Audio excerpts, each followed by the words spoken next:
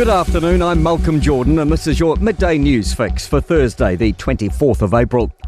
A teenager is appearing in court today charged with murder over the death of Auckland PhD student Kyle Worrell in Auckland's Meadowbank on Saturday. Jessica Swan has more. The 16-year-old male was arrested by police at a Beach Haven address yesterday. A 32-year-old female has been charged with being an accessory. Police are asking the driver of a white Toyota Ute, cut off by a black SUV around the time of the fatal attack on Saturday, to come forward as a witness. An SUV has been seized and is undergoing a forensic examination. Possible red flags for the early childhood education sector as Cabinet moves to simplify regulation. The government's expecting to pass into law 15 changes based on last year's Regulation Ministry review. Te Rito Mai Oha Chief Executive Cathy Wolf says while many have been called for, a move for more flexibility in workforce qualifications is concerning.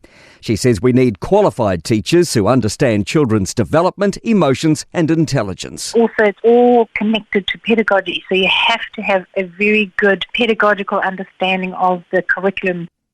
The Prime Minister says his 3-day visit to the UK has been a success. Chris Luxon met with the King, his British counterpart Sir Keir Starmer and opposition leader Kemi Badenoch. He also visited a range of businesses and witnessed commercial deals worth more than $120 million. Luxon says our free trade agreement with the UK guarantees us access to a market where we've seen export growth of more than 20% in the past year. The message very simply is I want to know what more we can be doing to make it a very frictionless experience for investment and partnering with our New Zealand firms.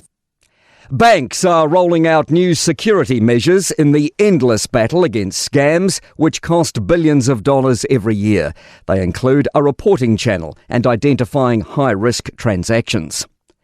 NZTA's endorsed the first stage of redeveloping South Auckland's Mill Road and approved more than $90 million for completing design and consent work from Manukau to Alfriston.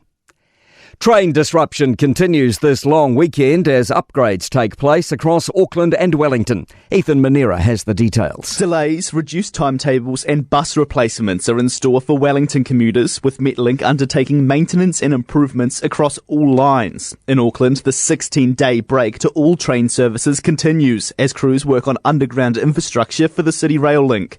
Services will be back up and running in both centres from Monday. State Highway 1 will be closed north of Tokoroa for most of the day after a serious two-car collision. And State Highway 1 will also be closed in Whangarei's Raumanga until mid-afternoon after a pedestrian was hit by a truck. Donald Trump and our Prime Minister are among 170 foreign delegations expected at the Pope's funeral this Saturday. Newstalk ZB's Joe McKenna says there is unlikely to be any business talk. I think most of the leaders will be in and out, but it's certainly an interesting juxtaposition, isn't it? To sport, Lydia Ko is battling an arm injury in the lead-up to the first women's golf major of the year, the Chevron Championship, starting overnight in Texas. And Liverpool's Premier League title coronation will have to wait until at least Monday morning after Arsenal took a point from a 2-2 draw against Crystal Palace to cling on mathematically. I'm Malcolm Jordan. That's your latest news fix. We'll be back with the next update at 5 p.m. from the Newstalk ZB newsroom.